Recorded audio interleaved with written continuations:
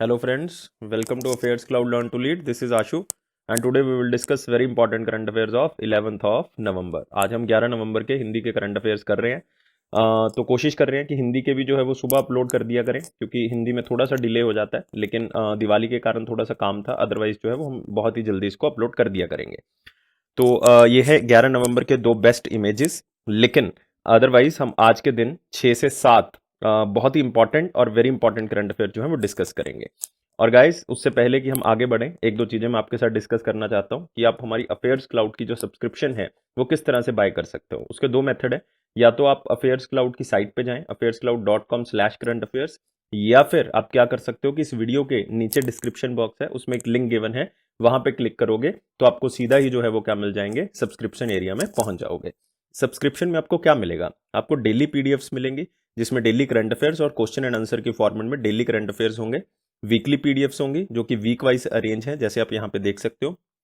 Weekly test होगा, ये weekly test भी जो है वो वीक वाइज अरेंज होगा कि आपने पहले वीक के जो है वो करंट अफेयर्स पढ़ लिए वीकली पीडीएफ में, बाद में उसका टेस्ट दे लिया, ताकि आप अपने आप को इवेल्युएट कर सको। एक सेक्शन होगा मंथली पीडीएफ का, जिसमें आपको क्या मिलेगा, एक तो आपको जो मंथली करंट अफेयर्स हैं थ्योरेटिकल फॉर्म में वो मिल जाएंगे सारे के सारे। आपको क्वेश्चन एंड आंसर के फॉर्मेट में दूसरी पीडीएफ मिलेगी, वो सारे current affair question and answer की फॉर्मेट में होंगे। नेक्स्ट आपको पॉकेट पीडीएफ मिलेगी, जो कि आप एग्जाम से पहले फटाफट रिवाइज कर सकते हो क्वेश्चंस को। और बैंकिंग, फाइनेंस एंड इकोनॉमी की एक पीडीएफ होगी, जो कि बहुत इंपॉर्टेंट है जो बैंकिंग की तैयारी कर रहे हैं बच्चे। Current affairs question and answer PDF होगी, जिसमें टॉप 100 क्वेश्चंस होंगे, टॉप 100 ऑफ द मंथ। तो ये सारी चीजें आपको एक बहुत ही कम दाम पे जो है वो प्रोवाइड की जा रही हैं। अगर एक बार आप मेरे कहने पे विजिट करो तो आपको खुद ही जो है वो प्राइस का जो है वो पता लग जाएगा, और बहुत ही मिनिमल प्राइस पे हम ये प्रोवाइड कर रहे हैं। इसके ऊपर आपको 10% एक्स्ट्रा डिस्काउंट मिल रहा है, अगर आप इस कोड को क्या करोगे, यूज करोगे, H10 कोड को यूज करोगे तो 10% आपको डिस्काउंट मिलेगा। तो आप यहाँ पे देख सकते हो 11 नवंबर की न्यूज को हम करने वाले हैं, और ये रहा आपके सामने पहला question. Which state has signed a MOU with NTPC to establish ultra mega renewable energy power park to illuminate India's border areas with Pakistan? तो आप कहोगे सर न्यूज बहुत बड़ी है, इसको आसान लैंग्वेज में कन्वर्ट कर दो। आसान लैंग्वेज में ये है कि जो बॉर्डर एरिया है उसके अंदर लाइट्स लगानी है, मतलब उसको क्या करना है, इल्यूमिनेट करना है। वो अभी जो है वो डार्कनेस में है, तो उसको क्या करना है, इल्यूमिनेट करना है। और इल्यूमिनेट मतलब उसको जगाना है, उसमें दूर से ही पता लग जाए कि ये बॉर्डर एरिया जो है वो यहाँ से क्या हो गया, स्टार्ट हो गया। और वो वहां पे रिन्यूएबल एनर्जी पार्क लगाया जा रहा है, ताकि उसको सोलर एनर्जी जो है वो क्या की जा सके, प्रोवाइड की जा सके, उससे उसको जो है वो जगाया जाए। तो ये एनटीपीसी ने किसके साथ, किस स्टेट गवर्नमेंट के साथ टाई अप किया है? होगी तो भाई कोई ना कोई बॉर्डर स्टेट, लेकिन आपके पास जो चारों ऑप्शंस है वो भी कोई ना कोई बॉर्डर स्टेट ही है। तो इसका मतलब आपको आंसर बताना पड़ेगा क्या होगा इसका, और मेरे आंसर के साथ मैच कर लो। और वो स्टेट कौन सी है? राजस्थान दोस्तों। कौन सी स्टेट है वो? राजस्थान, जिसने इस पैक्ट को क्या किया है, साइन किया है। तो इसको याद रखना आपने कि राजस्थान गवर्नमेंट ने ये MOU साइन किया NTPC मतलब नेशनल थर्मल पावर कॉर्पोरेशन के साथ, कि वो सोलर एनर्जी जो है वो एक पार्क स्टैब्लिश करेंगे, ताकि सोलर एनर्जी बॉर्डर एरियाज में जो है वो मिल सके, और वहां से पाकिस्तान के साथ वो अपने बॉर्डर एरियाज को जो है वो लाइटनिंग प्रोवाइड कर सके, ताकि दूर से पता लग जाए कि बॉर्डर एरिया जो है वो स्टार्ट हो रहा है। तो बहुत ही अच्छा काम यहाँ पे राजस्थान गवर्नमेंट और NTPC का हो रहा है। इन्होंने एक institute solar energy corporation of India के साथ भी जो है वो क्या किया है, टाई अप किया है। क्लियर? तो आप यहाँ पे देख सकते हो 8000 megawatt renewable energy to light up India Pak border areas in Rajasthan. जो दो तीन चीजें इंपॉर्टेंट होगी, राजस्थान इसमें इंपॉर्टेंट हो गया, जो कि बहुत इंपॉर्टेंट है। और आप यहाँ पे भी देख सकते हो कि राजस्थान स्टेट वैसे भी बहुत इंपॉर्टेंट है। क्यों इंपॉर्टेंट है राजस्थान स्टेट? क्योंकि राजस्थान में आपको मिलेगा Sariska national park. Sariska national park बहुत इंपॉर्टेंट हो गया। नेक्स्ट आपके पास मिलेगा Ranthambore national park, again important. यहाँ पे आपको मिलेगा कलादेव Ghana national park, Keoladeo Ghana national park. Sariska wildlife sanctuary या national park, Ranthambore national park, Keoladeo Ghana tiger reserve और नेशनल पार्क। देखो कितने कितने इंपॉर्टेंट आपको यहाँ, और ये तीनों के तीनों बहुत इंपॉर्टेंट है राजस्थान में। राजस्थान के चीफ मिनिस्टर आपको पता ही है कौन है, अशोक गहलोत जी। अभी लड़ाई झगड़ा चल रहा था सचिन पायलट जी के साथ, तो वो खत्म हो चुका है। तो आप देख सकते हो कौन है चीफ मिनिस्टर, अशोक गहलोत जी। तो याद रखना आपने, बहुत इंपॉर्टेंट इंपॉर्टेंट चीजें मैंने आपको बताई हैं। और ये पार्क जो है वो 8000 मेगावाट जो है वो कैपेसिटी का बनाया जाएगा, जिसमें जो एनर्जी होगी वो कुछ बायोमास से ली जाएगी, कुछ सोलर से ली जाएगी, कुछ जो है वो विंड से ली जाएगी। मतलब क्योंकि रिन्यूएबल एनर्जी है तो तीनों का यूज किया जाएगा, ऐसे नहीं कि ओनली सोलर एनर्जी होगी। मतलब ऑलमोस्ट 4300 मेगावाट जो है एनर्जी वो विंड एनर्जी होगी, क्योंकि आपको पता है राजस्थान और गुजरात जो है वो विंड एनर्जी के सक्षम है। और 3700 के आसपास जो है इसमें क्या होगी, सोलर होगी, और रिमेनिंग जो होगा वो बायोमास होगा। और आपको पता है कि इंडियन गवर्नमेंट का टारगेट है कि हमने 2022 तक 175 गीगावाट जो है वो एनर्जी पैदा करनी है। किससे पैदा करनी है? 175 गीगावाट केवल हमने रिन्यूएबल एनर्जी रिसोर्सेज से ही पैदा करनी है, जिसमें केवल 100 जो गीगावाट है वो सोलर एनर्जी होनी चाहिए। चलो नेक्स्ट आते हैं। Which state will host the international bird festival in February 2021? ये मोस्ट इंपॉर्टेंट क्वेश्चन में दोस्तों मार्क कर लो कि कौन सी स्टेट है जो इंटरनेशनल बर्ड फेस्टिवल फरवरी में 2021 में होस्ट करेगी, मतलब वहां पे उसको जो है वो मनाया जाएगा। मैं आपको एग्जैक्ट जगह बताऊंगा, पहले आप मुझे क्या बता दो, स्टेट बता दो कौन सी स्टेट होगी, या फिर मेरे आंसर के साथ मैच करो कि वो सही है या नहीं है। और ये स्टेट कौन सी है? ये स्टेट है उत्तर प्रदेश। और उत्तर प्रदेश में जगह कौन सी है? गोरखपुर है। कौन सी है? गोरखपुर। याद रखोगे इसको, स्टेट कौन सी है? गोरखपुर, उत्तर प्रदेश, और जगह कौन सी है? गोरखपुर। और गोरखपुर जो है वो टूरिज्म और इको टूरिज्म सेक्टर में अपने आप को आगे बढ़ाने के लिए ऐसा जो इंटरनेशनल बर्ड फेस्टिवल है उसको क्या कर रहा है? ऑर्गेनाइज कर रहा है। तो याद रखना है इस चीज को कि 2021 में होगा, फरवरी में होगा। इंटरनेशनल बर्ड फेस्टिवल कहां पे होगा? उत्तर प्रदेश में होगा, उत्तर प्रदेश में। तो आप यहाँ पे देख सकते हो Gorakhpur to host the international bird festival in फरवरी। और यहाँ पे भी आप देख सकते हो कि 2021 में मनाया जाएगा गोरखपुर में। क्यों किया जा रहा है? Gorakhpur is developing in the tourism and eco tourism sector and it is to have the zoological park in 2021। और एक जूलॉजिकल पार्क भी उत्तर प्रदेश को नया मिल जाएगा 2021 तक। यहाँ पे देख सकते हो Shaheed Ashfaq Ullah Khan zoological park and Ramgarh lake were declared as the first notified wetlands of the state. एक करंट अफेयर्स में मैंने वेटलैंड्स को कवर किया था कि वेटलैंड्स कैसे बनती हैं, क्या होता है वेटलैंड्स का, सारा बताया था कि रामसर साइट्स 1971 में ईरान की एक जगह थी जहां से इसको क्या किया गया था, स्टार्ट किया गया था। तो उस लेक्चर को थोड़ा सा ध्यान से देख लेना है, आगे भी किसी लेक्चर में मैं इसको डिटेल में एक्सप्लेन कर दूंगा। जिस दिन न्यूज थोड़ी सी कम हुई उस दिन मैं आपको वेटलैंड्स का एक्सप्लेन कर दूंगा। तो Shaheed Ashfaq Ullah Khan zoological park and Ramgarh lake, ये जो यूपी के स्टूडेंट है उनके लिए मोस्ट इंपॉर्टेंट क्वेश्चन है, इसको मार्क कर लियो यूपी के स्टूडेंट्स के लिए। नेक्स्ट क्वेश्चन आते हैं। प्रधानमंत्री किसान ऊर्जा सुरक्षा एवं उत्थान महाअभियान scheme comes under which ministry? प्रधानमंत्री किसान ऊर्जा सुरक्षा एवं उत्थान महाअभियान, जिसको हम क्या कहते हैं शॉर्ट में PM Kusum scheme, comes under which ministry? ये कौन सी मिनिस्ट्री के अंडर आती है? एक स्टैटिक जीके का क्वेश्चन हो गया, और ये आपको पता होना चाहिए कि कौन सी मिनिस्ट्री के अंदर ये आएगी। अगर आपको ये पता है कि कुसुम स्कीम क्या है तो उससे आप आइडिया लगा सकते हो कि ये कौन सी मिनिस्ट्री से है। इसका मतलब सर हमें पहले जो है वो ये बता दो कि पीएम कुसुम स्कीम जो है वो क्या है, हमें नहीं पता इसके बारे में, हमने कभी भी पीएम कुसुम को नहीं पढ़ा। तो भाई पीएम कुसुम तो बहुत ही सिंपल सी स्कीम है। पीएम कुसुम क्या कहता है? पीएम कुसुम कहती है स्कीम कि हमने सोलर कैपेसिटी, मतलब हमने सोलर कैपेसिटी जो है वो क्या करनी है, लगानी है। सोलर कैपेसिटी के अंदर सोलर पंप्स इंस्टॉल करेंगे अलग अलग जगह पे जाके, और जो कि सोलर ग्रिड के साथ कनेक्टेड होंगे, और भी रिन्यूएबल पावर प्लांट्स जो हैं उनके साथ भी इनको कनेक्ट किया जाएगा। मतलब सिंपल सा फंडा है कि हमने क्लीन एनर्जी और ग्रीन एनर्जी का यूज करना है एग्रीकल्चर के अंदर भी, ताकि फार्मर्स को सोलर पंप्स जो है वो मिल सके, वहां पे सोलर पंप्स जो लगा सकें। ये पीएम कुसुम का जो है वो मेन मोटिव है। तो अगर आपको ये पता लग गया कि रिन्यूएबल एनर्जी का है तो इसका मतलब क्या होगा? Ministry of new and renewable energy. क्या होगा? Ministry of that is new and the renewable energy. उन्होंने इस स्कीम के अंदर जो है वो थोड़ा सा आप कह सकते हो कि एक टारगेट फिक्स किया है कि 2022 तक हमने 30.8 गीगावाट 30.8 गीगावाट सोलर कैपेसिटी का जो कुसुम स्कीम के अंदर जो है वो क्या कर देना, टारगेट को अचीव करना है। हमने इस स्कीम के अंदर ये सारी चीजें क्या कर लेनी है, अचीव करनी है। और मैं आपको ऑलरेडी बता चुका हूं कि 2022 तक हमारा टारगेट है कि हमने 175 गीगावाट एनर्जी जो है वो क्लीन एनर्जी से प्रोड्यूस करना है, और 2030 तक टारगेट है कि 450 मतलब 450 गीगावाट जो है वो कर देना है। इंडिया में टोटल जनरेशन कैपेसिटी 450 होगी 2030 तक, और 2022 तक कितनी होगी? 175 गीगावाट। लेकिन ये पीएम कुसुम का टारगेट है कि 30.1 गीगावाट जो है वो सोलर पंप्स के थ्रू हमने इसको लगाना है। तो आप यहाँ पे देख सकते हो ministry of new and renewable energy scale up PM Kusum scheme goal to 30.8 gigawatt solar capacity, 30.8 gigawatt solar capacity. तो कीवर्ड तो भाई यही है, या ये स्कीम है पीएम कुसुम। आपको सिंपल वर्ड्स में पूछा जा सकता है इसमें से कौन सी बात पीएम कुसुम के लिए सही है। और ये जो ministry of new and renewable energy है ये minister of state independent charge दिया गया है, राजकुमार सिंह जी को दिया गया है। किसको दिया गया है? राजकुमार सिंह जी को, याद रखोगे। नेक्स्ट आते हैं, according to inter state migrant policy index 2019 which state topped in the inter state migrants. क्या मतलब हुआ कि एक स्टेट से दूसरी स्टेट में, कंट्री के बाहर नहीं, एक स्टेट से दूसरी स्टेट में गए हैं काम करने के लिए किसी भी वजह से, तो वो हो गया इंटर स्टेट माइग्रेंट। और कौन सी स्टेट जो है वो इसमें टॉप करती है इंटर स्टेट माइग्रेंट इंडेक्स के अंदर, जो 2019, शायद ये इंडेक्स आपने पहली बार सुना हो, लेकिन इस इंडेक्स के अंदर किस स्टेट ने टॉप किया ये आपने मुझे बताना है। और आंसर तो बहुत ही सिंपल सा है इसका, आंसर क्या होगा? केरला। मैक्सिमम बच्चे सोच रहे होंगे कि यूपी होगा, लेकिन यूपी तो आपको पता है कि ऑप्शन के अंदर भी नहीं है, और यूपी है भी नहीं इसके अंदर, और आंसर क्या होगा? केरला।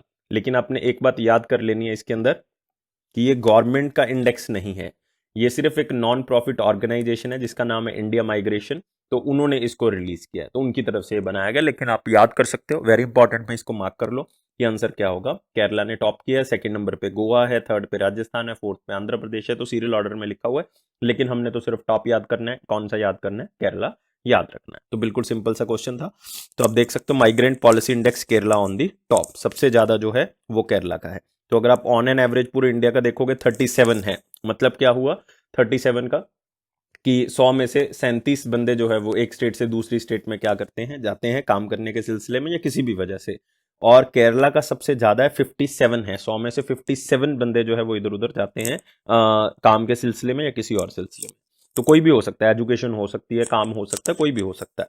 तो migration now has released interstate migrant policy index 2019 स्टेटिंग integration of the interstate migrants, that is the migration now क्या है?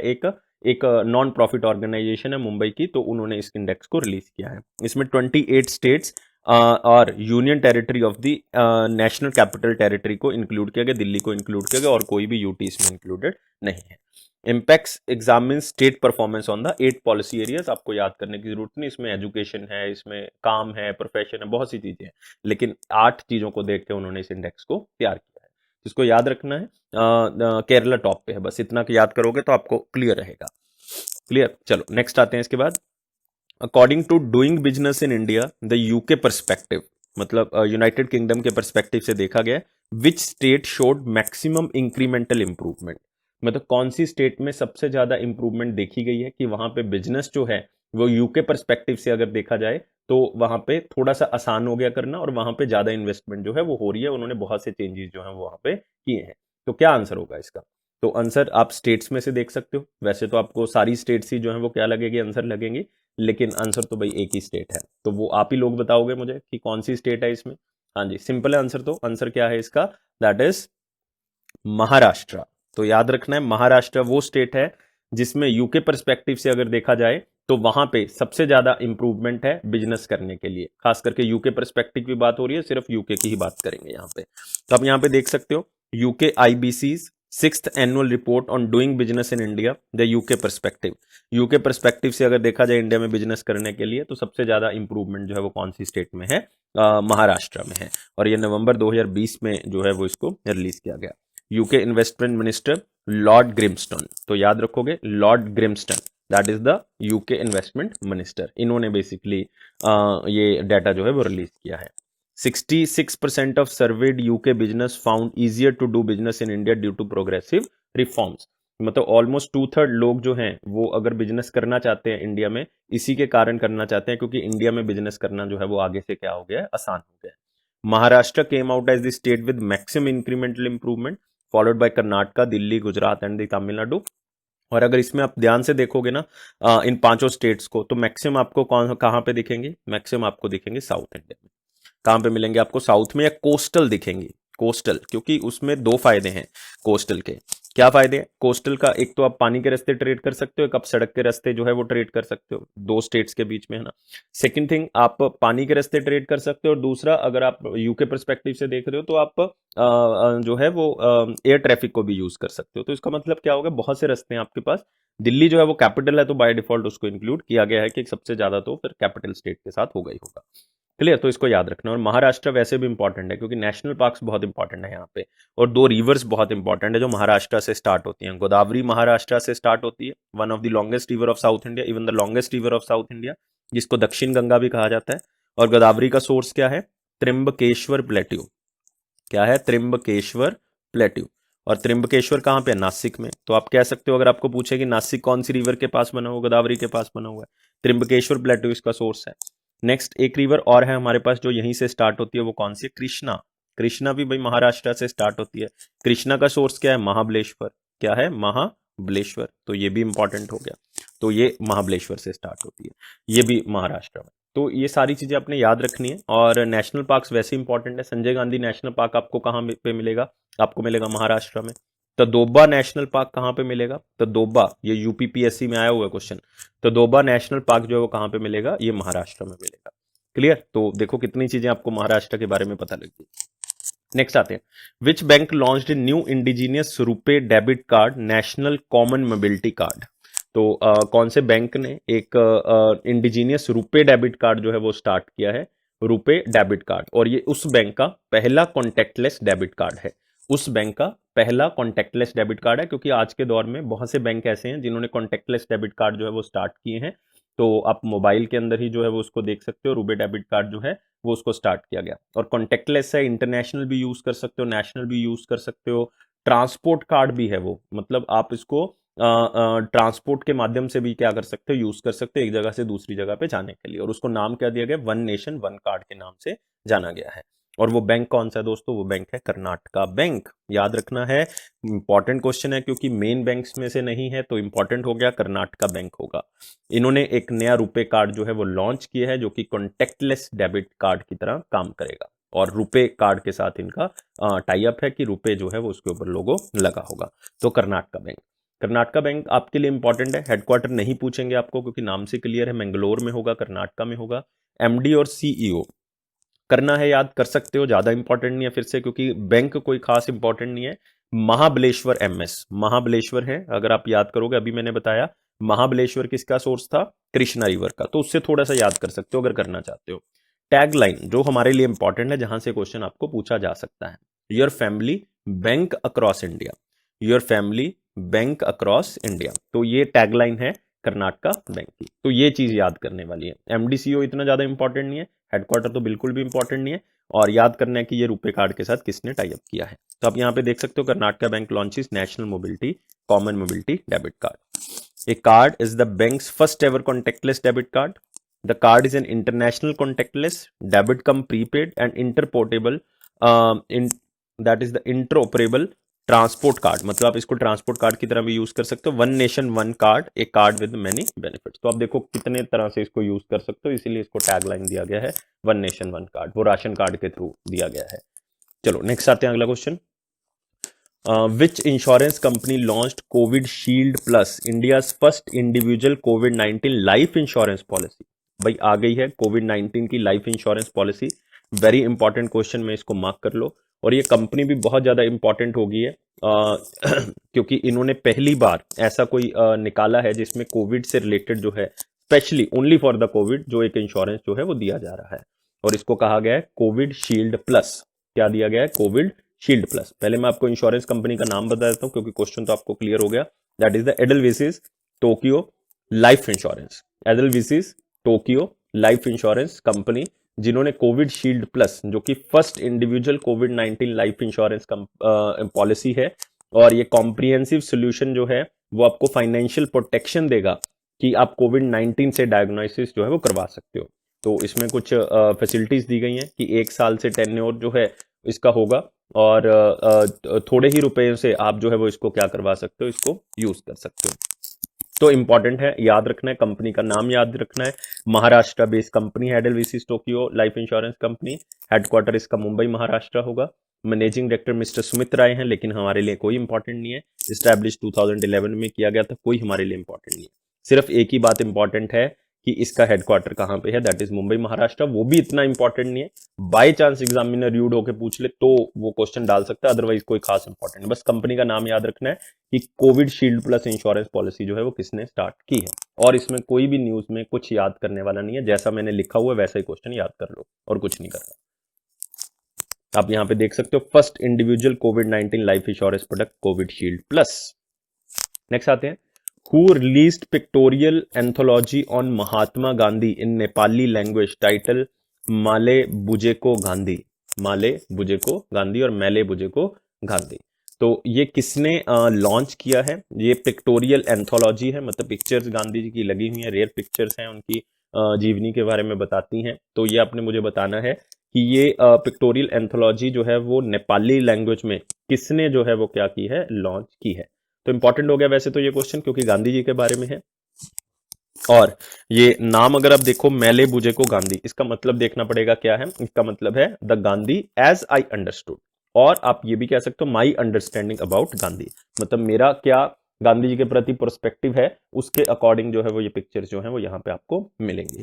और ये किसने किया है? जो वहां की क्या है, प्रेसिडेंट है, जो नेपाल की प्रेसिडेंट है, और वो कौन है? विद्या देवी भंडारी जी। विद्या देवी भंडारी जी ने इसको लॉन्च किया है। और माई अंडरस्टैंडिंग अबाउट गांधी करके भी आ सकता है आपको question, the Gandhi as I understood भी आ सकता है, या मेले बुजे को गांधी भी जो है वो आपको पूछा जा सकता है। इंपॉर्टेंट है, इसमें गांधी जी के बारे में चीजें जो हैं वो बताई हुई हैं। और 151st एनिवर्सरी, 151st एनिवर्सरी जो है वो गांधी जी की सेलिब्रेट की गई है, उसके बिहाफ पे इसको क्या किया गया है, रिलीज किया गया है।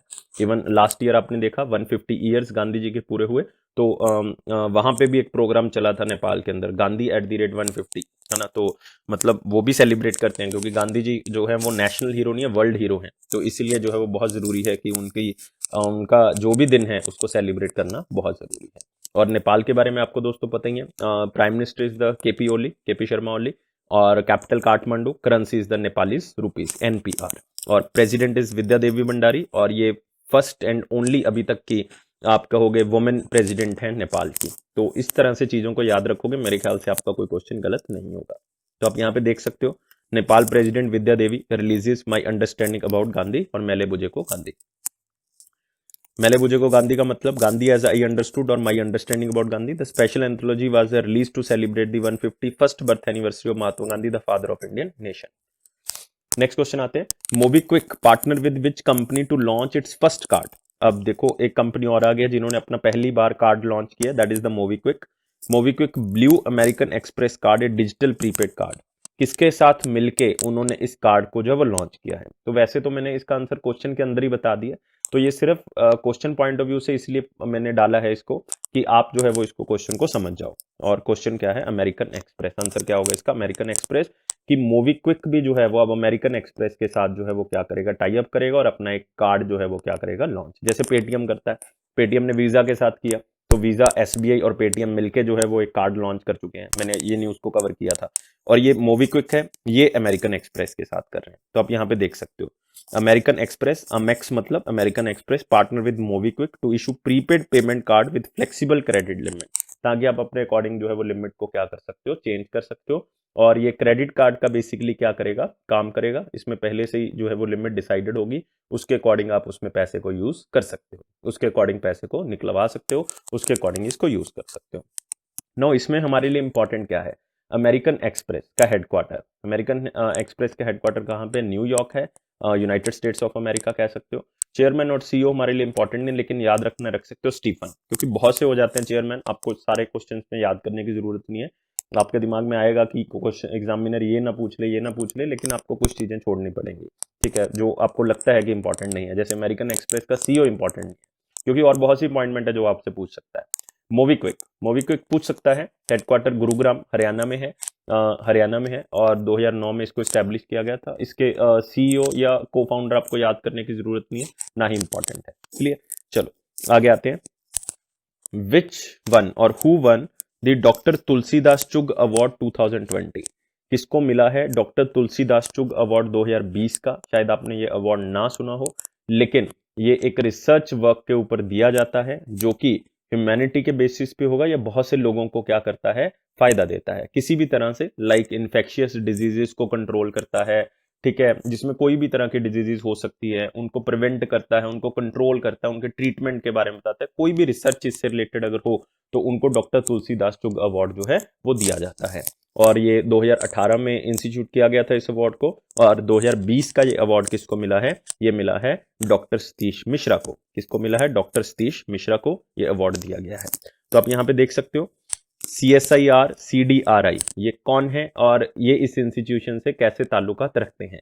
ये बेसिकली अगर आप देखोगे प्रिंसिपल साइंटिस्ट हैं मॉलिक्यूलर यूनिट के immunology at council of scientific and industrial research central drug research institute के, मतलब जो CSIR का CDRI है, CSIR आप सबको पता है, centre scientific and industrial research, और council of scientific and industrial research.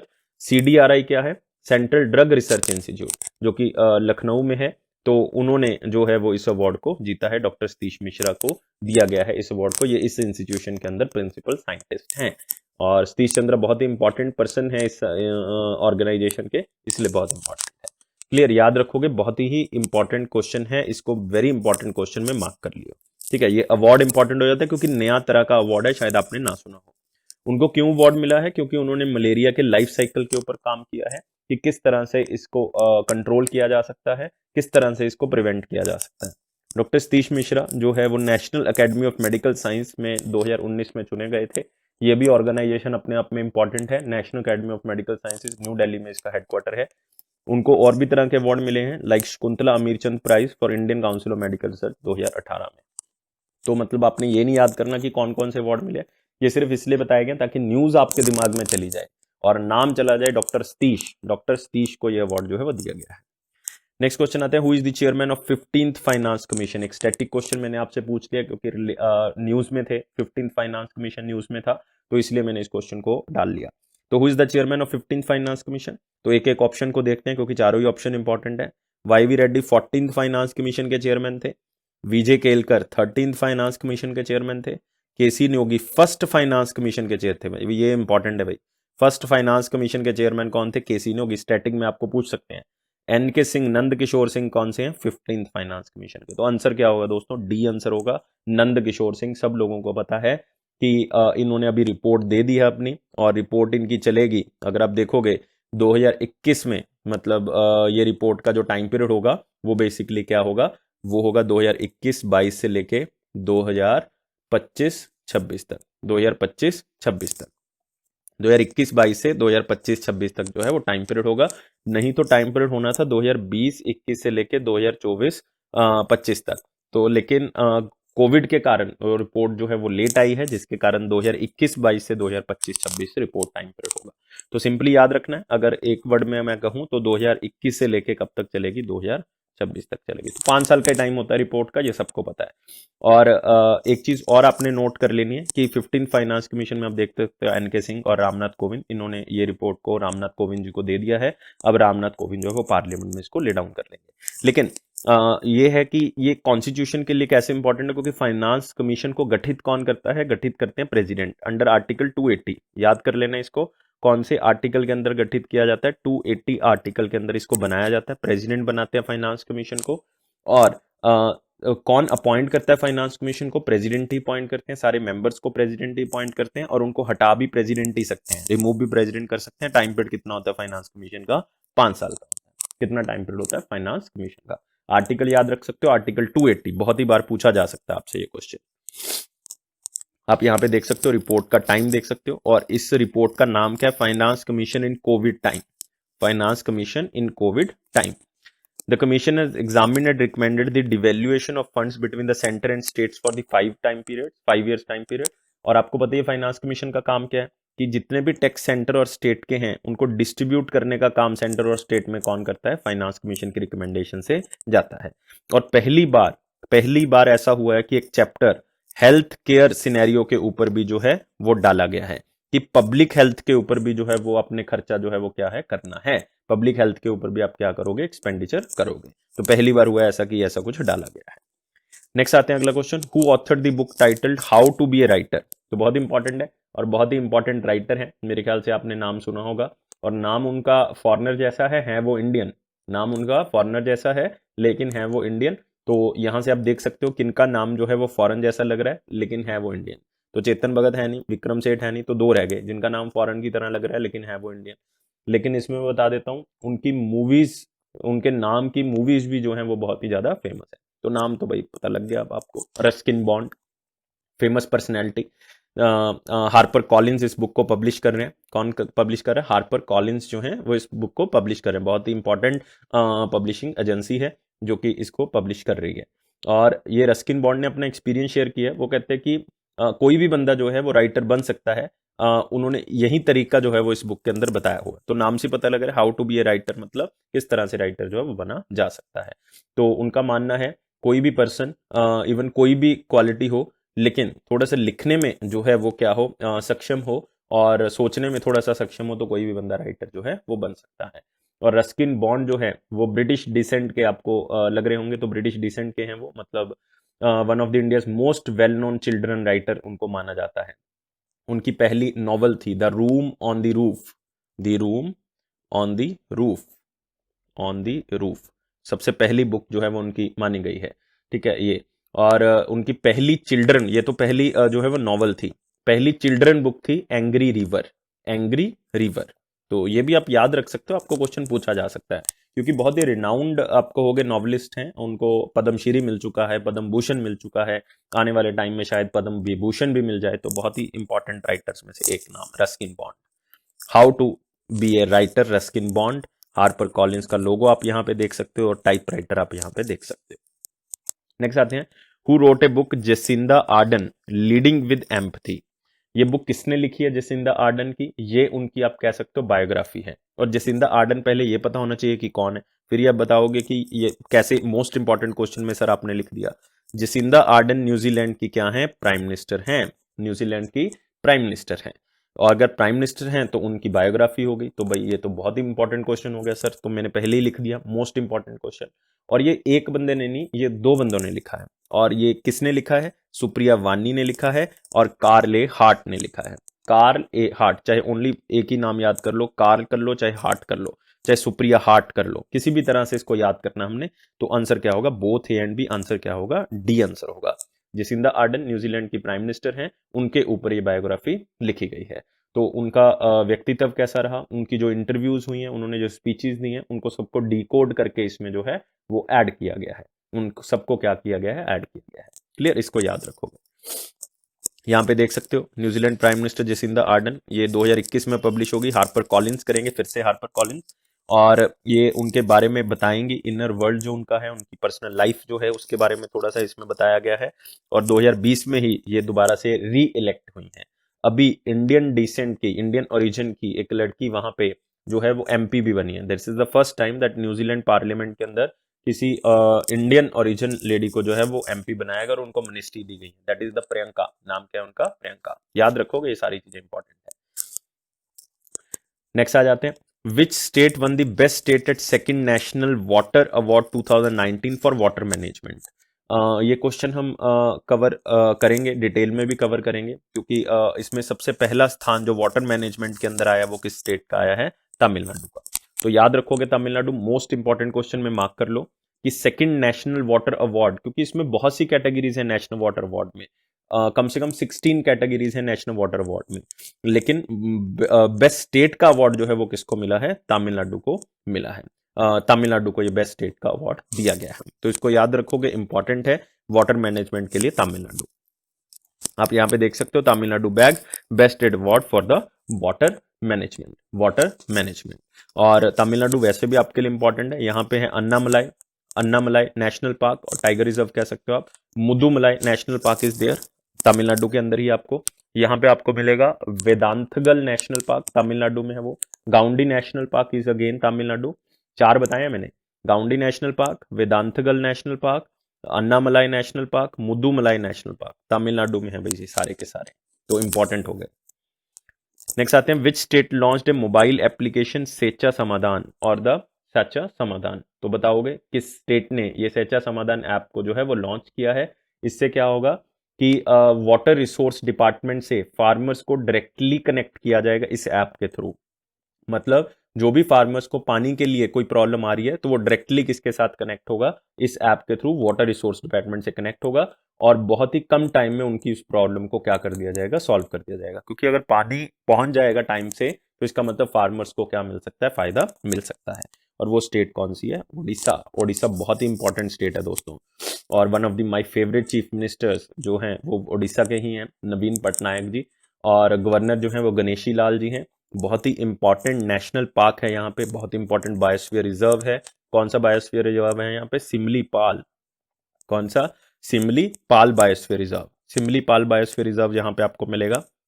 और यहाँ पे आपको जो है वो बीतरकनिका नेशनल पार्क मिलेगा। यहाँ पे ऑलिव टर्टल्स को प्रोटेक्शन का एक प्रोग्राम चलाया जा रहा है। यहाँ पे चिल्का लेक मिलेगी आपको, वन ऑफ दी, अगर आप कहोगे that is the largest line lake of India. Chilka bird sanctuary यहाँ पे मिलेगी, चिल्का बर्ड सेंचुरी। यहाँ पे आपको मिलेगा महानदी रिवर के ऊपर एक डैम, महानदी रिवर के ऊपर एक डैम, कौन सा डैम है यहाँ पे, हीराकुद डैम। तो ये भी आप याद कर सकते हो, Hirakud dam, that is the longest dam of India, longest dam of India, सबसे याद रखना है, ये महानदी रिवर के ऊपर है उड़ीसा में। तो क्या क्या बताया मैंने, सिमलीपाल बायोस्फीयर रिजर्व बता दिया, Chilka bird sanctuary, Chilka lake that is the largest saline lake of India, क्योंकि फ्रेश वाटर तो वूलर है और वो जम्मू कश्मीर में है, और ये हम बात कर रहे हैं सेलाइन लेक की, चिल्का लेक हो गई।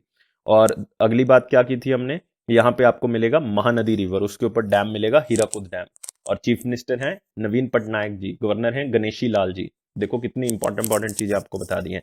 और सेचा समाधान क्या है ऐप, कि फार्मर्स को डायरेक्टली कनेक्ट करना है वाटर रिसोर्स डिपार्टमेंट के साथ, ताकि पानी की डिस्ट्रीब्यूशन में कोई प्रॉब्लम ना है, किसी तरह से पानी जो है उन तक पहुंचाया जा सके।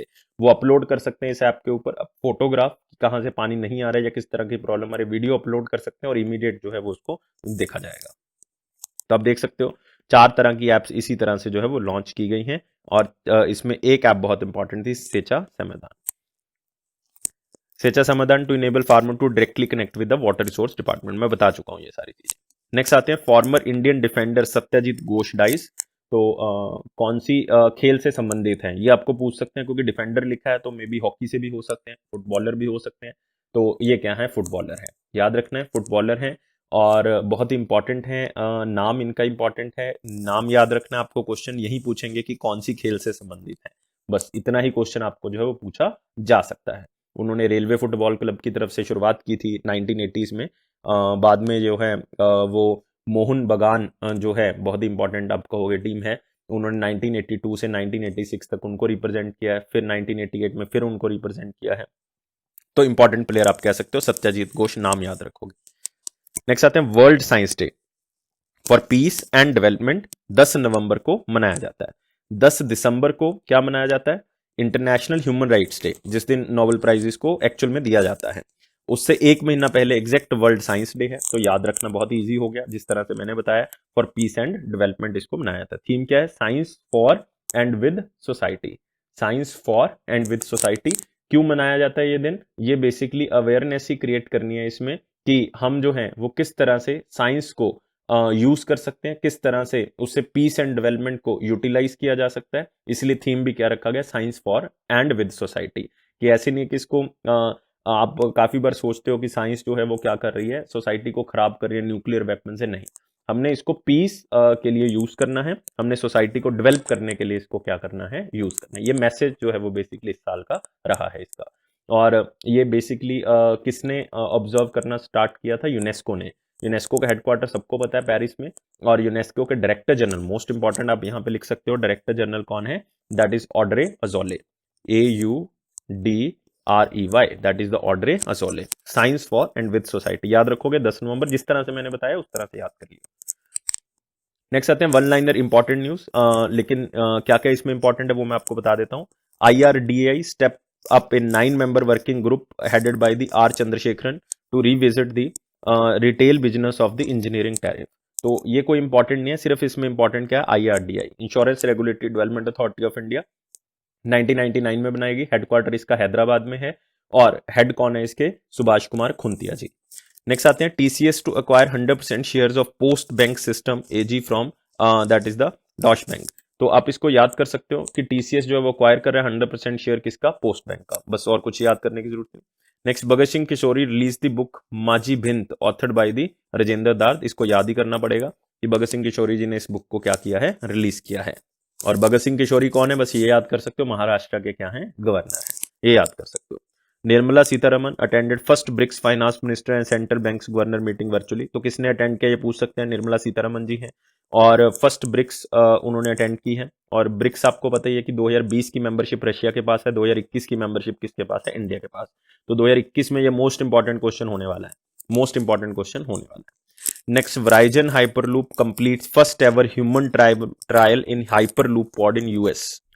और आपने एक बात और याद करनी है, ये वराइजन हाइपरलूप इंडिया में 2 स्टेट्स में चलेगा। इवन 3 स्टेट्स हो गई हैं, पहले 2 थी अब 3 हो गई हैं, क्योंकि तीसरी स्टेट ने भी इसके साथ टाई अप जो है वो कर लिया है। एक तो मुंबई पुणे हाइपरलूप प्रोजेक्ट चल रहा है, तो महाराष्ट्र स्टेट तो हो ही गई इसमें। एक बेंगलोर इंटरनेशनल एयरपोर्ट के साथ चल रहा है, तो इसका मतलब वो भी आप कह सकते हो कि कर्नाटका में भी चल रहा है, या आपको इंटरनेशनल एयरपोर्ट पूछ सकता है तो बॉम्बे बेंगलोर इंटरनेशनल एयरपोर्ट हो जाएगा। तीसरी स्टेट जिसने 2019 में ये साइन अप किया था, पंजाब ट्रांसपोर्ट डिपार्टमेंट ने भी साइन किया हुआ कि वो भी वराइजन हाइपरलूप के साथ काम करेंगे, मतलब वो भी हाइपरलूप को लेके आएंगे। हाइपरलूप जो है वो बेसिकली आप कह सकते हो कि मैग्नेटिक बेस पे काम करता है, और ये वराइजन जो है वो एक कंपनी का नाम है जिसने इसको बनाया है। और ये सबसे पहला आइडिया जो है वो एलन मस्क का था, कि आइडिया ऑफ हाइपरलूप जो है वो 2012 में सबसे पहले उन्होंने दिया था। तो याद रखना आपने इन चीजों को। और एक चीज और इसमें इंपॉर्टेंट बताता हूँ, कोई फर्स्ट इंडियन जिन्होंने इसका सफर किया वो कौन है, वो है तने मंजरेकर। तो याद रखोगे TANAY, चाहे ओनली तने नाम याद कर लो, चाहे साथ में मंजरेकर भी याद कर सकते हो। तने मंजरेकर जो कि आप कह सकते हो टेस्टिंग कैंपेन का हिस्सा रहे हैं, और तने मंजरेकर ने 15 सेकंड जो है वो इसके अंदर सफर भी किया है। तो आपने फर्स्ट इंडियन याद कर लेना कौन है इसके, तने मंजरेकर जिन्होंने सफर किया। ये क्वेश्चन आपको पूछा जा सकता है। वराइजन हाइपरलूप इंपॉर्टेंट हो गया। नेक्स्ट, रक्षा मंत्री Rajnath ji unveiled anti satellite missile model in DRDO Bhavan new Delhi. तो एंटी सैटेलाइट जो है वो इंडिया की चलती रहती हैं, लेकिन एंटी सैटेलाइट जो है वो किसने लॉन्च की है, वो रक्षा मंत्री हमारे जो डिफेंस मिनिस्टर हैं वो कौन है बेसिकली, वो आपको बताइए कि राजनाथ सिंह जी हैं। और एंटी सैटेलाइट की अगर मैं बात करूं कि आप मुझे बता सकते हो इंडिया की पहली एंटी सैटेलाइट कौन सी थी। India's first ever anti satellite missile tested under the operation code of mission शक्ति। मिशन शक्ति 2019 में 2019 में मिशन शक्ति को जो है वो एंटी सैटेलाइट की तरह लॉन्च किया गया था। तो ये चीजें आप याद कर सकते हो। और आपको राजनाथ सिंह जी की कॉन्स्टिट्यूएंसी पता ही है, लखनऊ है, उत्तर प्रदेश है। तो ये क्वेश्चन आपसे पूछा जा सकता है। तो गाइज ये थी हमारे पास इंपॉर्टेंट न्यूज। और आप चैनल को सब्सक्राइब जरूर कर दें, बेल बटन को प्रेस जरूर कर लें, और गाइज हमें 700 प्लस लाइक्स दें। 700 प्लस लाइक्स हमारा टारगेट है कि अगर हम इसको अचीव कर लेते हैं तो इसका मतलब हम आपके लिए और भी बहुत सा कंटेंट जो है वो लेके आ सकते हैं। और ये अफेयर क्लाउड का प्रॉमिस है कि ये आपका कॉन्फिडेंस जरूर बूस्ट करेगा, और ये मेरा पर्सनल प्रॉमिस है कि आपका करंट अफेयर सेक्शन जो है वो अच्छा जरूर हो जाएगा। आपके नंबर जो है वो करंट अफेयर सेक्शन में कटने बंद हो जाएंगे। और thank you guys for watching this video and take care. और हम बहुत ही जल्दी जो हिंदी का वीडियो है वो भी हम सुबह ही अपलोड करने वाले हैं। एक बार आपका जो पुराना मटेरियल पेंडिंग पड़ा हुआ है, लाइक 12, 13 और 14, 15, 16 का जो वीडियो पेंडिंग है, वो हम हिंदी का अपलोड करके इसको 2-3 दिन के अंदर सुबह ही अपलोड करना क्या कर देंगे, स्टार्ट कर देंगे। Thank you guys for watching this video, take care.